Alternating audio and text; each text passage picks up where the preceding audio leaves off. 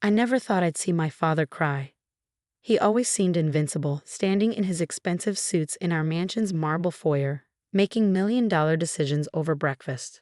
But here he was, tears streaming down his face, slumped in one of my office's leather chairs, a broken man begging for help.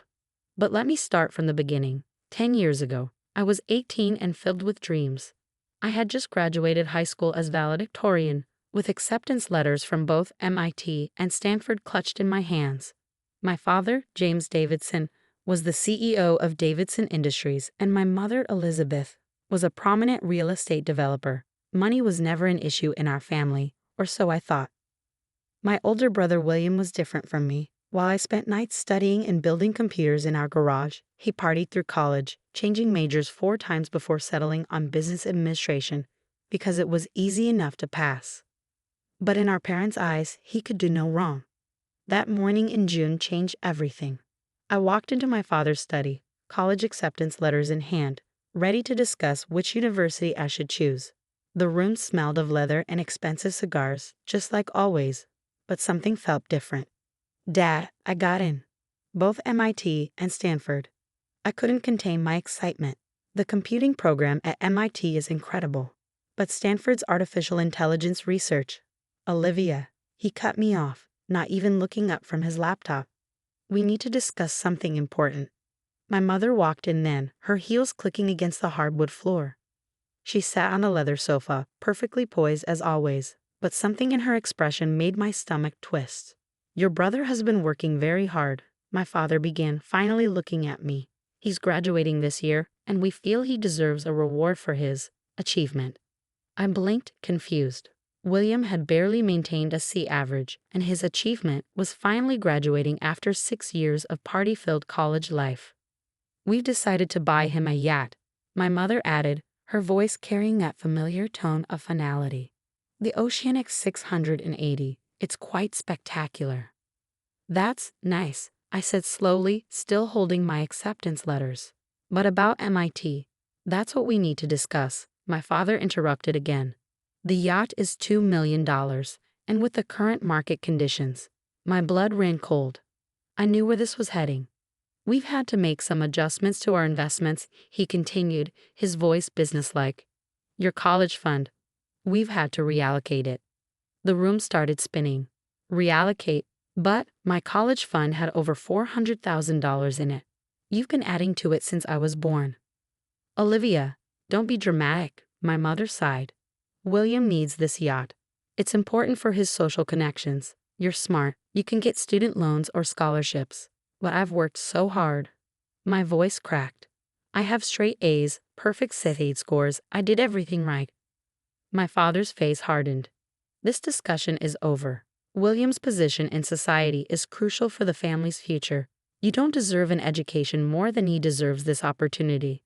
I stood there, acceptance letters crumpling in my trembling hands. I don't deserve an education. I've earned this. William barely passed college and you're buying him a $2 million yacht with my college fund? Don't you dare speak about your brother that way, my mother snapped. He has natural business acumen. You just want to play with computers. I looked at them, really looked at them, and for the first time in my life, I saw them clearly. These weren't loving parents, they were investors, and they had decided I wasn't worth the investment. That night, I sat in my room, surrounded by academic trophies and science fair ribbons that suddenly seemed meaningless. Through my window, I could see William showing off the yacht brochure to his friends by the pool, their laughter floating up like daggers to my heart. I had $3,200 in my personal savings account, money I'd earned tutoring and building websites for local businesses. It wasn't enough for college, but it was enough for a bus ticket and first month's rent somewhere far from here. The next morning, before dawn, I left.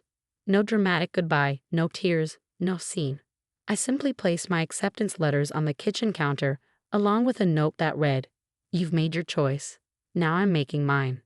I took the first bus to Silicon Valley. If my family wouldn't invest in my education, I would find another way.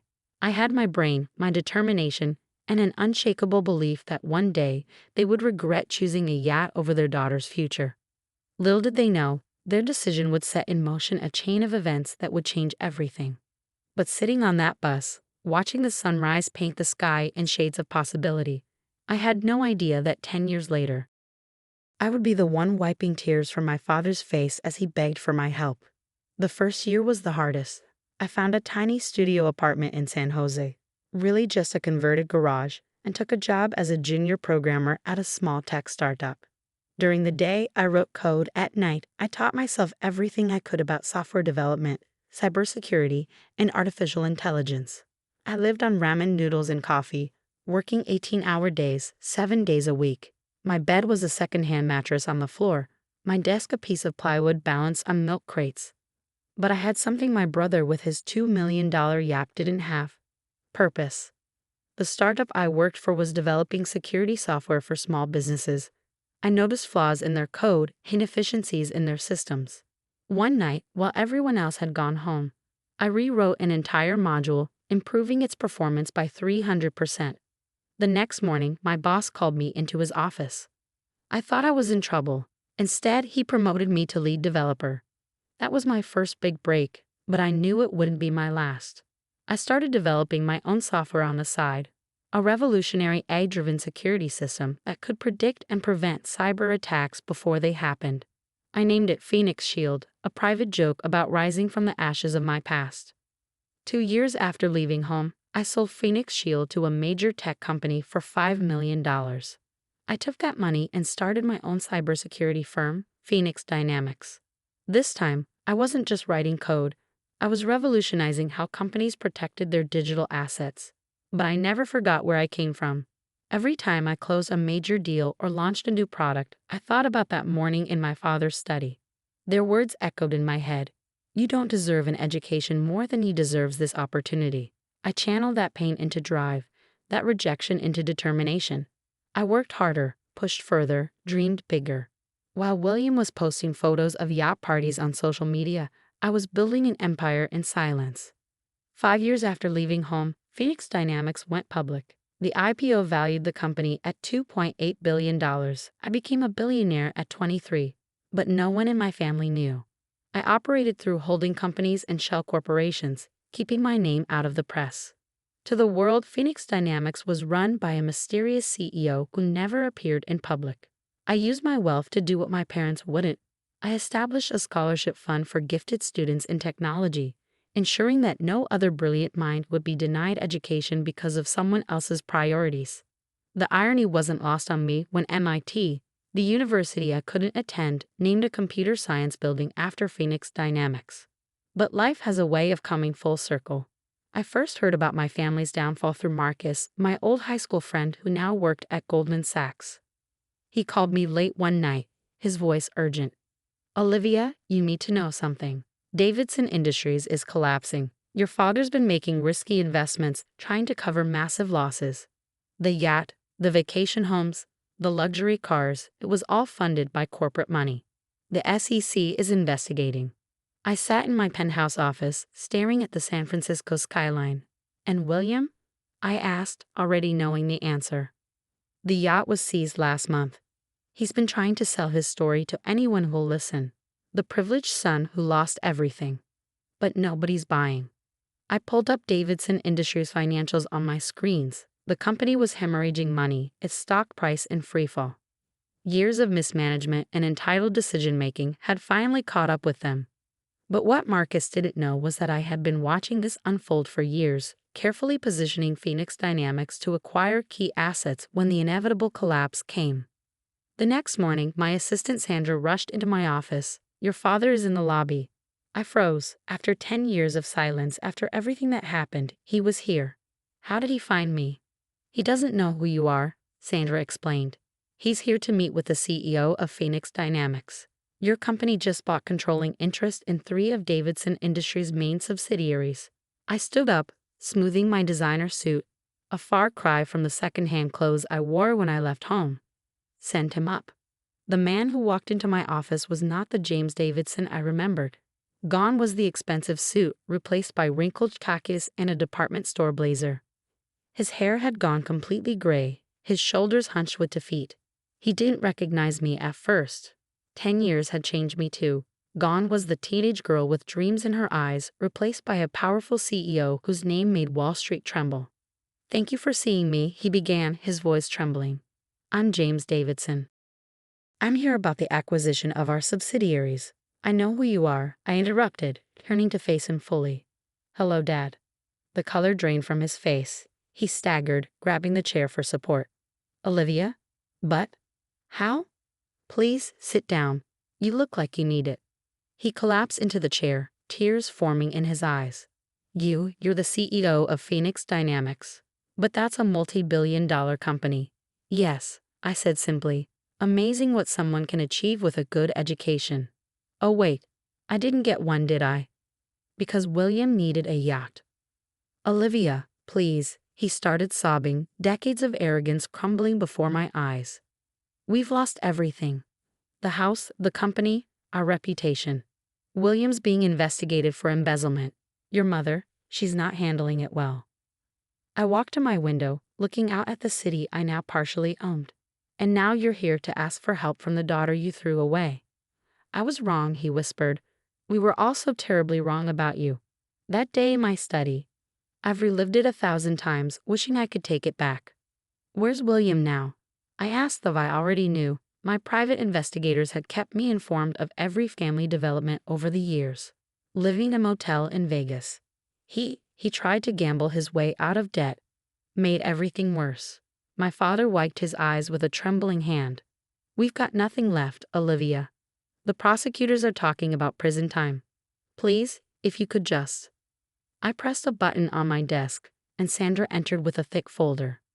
"These are the documents from that day," I said, spreading photos across my desk. "The acceptance letters, the yacht brochure, bank statements showing how you emptied my college fund. I kept everything." My father stared at the evidence of his greatest mistake, laid out before him. "For 10 years, I worked harder than anyone else. No vacations, no parties on yachts. I built this company from nothing, while you and William were busy spending money you didn't earn." "I know," he whispered. "I know now what we lost. Not just money, but you. You were the only one who really had what it takes." I sat down behind my desk, assuming the position of power he once held. "Phoenix Dynamics now owns controlling interest in what's left of Davidson Industries. We'll be restructuring the company, cleaning up the books, and removing all current management." "Please," he begged, "we need help. Your mother and I. We could lose everything." I opened my laptop, turning it to face him. On the screen was a modest house in a middle-class neighborhood. "This property was purchased last week in your name. It's paid for. There's also a job waiting for you at one of our smaller subsidiaries. Entry level, of course. You'll have to work your way up." His eyes widened in disbelief. "You do that? After everything?" "I'm not doing it for you," I said firmly. "I'm doing it because 10 years ago, you taught me the most valuable lesson of my life. Never let someone else determine your worth." "And William?" "William will have to face the consequences of his actions, but criminal charges will proceed. When he gets out, there's a job waiting for him too, in our mailroom. If he wants to succeed, he'll have to earn it, just like I did." My father stood up, tears flowing freely now. He took a step toward me, arms outstretched for a hug, but I held up my hand. "This isn't a reconciliation," I said coldly. "This is business.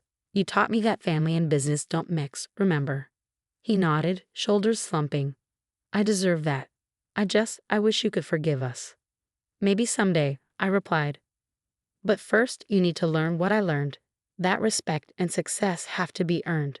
The house and job are your chance to start over. Don't waste it." As he turned to leave, I called out, "Dad?" He looked back, hope flickering in his eyes. That yacht William had to have. The one that was worth more than my education. It was just sold at auction. Phoenix Dynamics bought it for pennies on the dollar. I smiled coldly. "I'm having it scrapped for parts." After he left, I sat in my office for a long time, thinking about the journey that brought me here. The scared 18-year-old girl who left home with nothing had become a woman who could buy and sell her father's company without blinking. The next day, I received a package from my mother. My old acceptance letters, worn and creased, with a note. "We should have been proud of you then. I hope someday you'll let us be proud of you now." I took the letters and placed them in a frame on my office wall. next to my company's first dollar and the keys to the scrap yacht. They serve as a daily reminder that sometimes the best revenge isn't destroying those who hurt you. It's succeeding so tremendously that their actions become nothing more than a footnote in your story of triumph. Today, Phoenix Dynamics is valued at over $12 billion. I've established the largest technology scholarship program in the country, ensuring that no promising student has to choose between education and family obligations. Every year, I personally hand out the acceptance letters to scholarship recipients, remembering the dreams that were once crushed in my father's study. William served 2 years for embezzlement and now works in our mailroom, learning humility one letter at a time. My parents live in the house I bought them, rebuilding their lives from scratch. My mother volunteers at a local education nonprofit, trying to make amends in her own way. As for me, I finally got my degree, several actually. Online courses at first, then executive programs at both MIT and Stanford. The buildings where I take classes now bear my company's name, a testament to how far I've come. Sometimes during board meetings in my penthouse office, I think about that morning when they told me I didn't deserve an education. Looking out over the city I now help shape, watching my company's stock price rise on the digital ticker, I smile to myself. Because in the end, they were right about one thing. I didn't deserve an education. I deserved so much more. I deserved the chance to prove them wrong. And that's exactly what I did.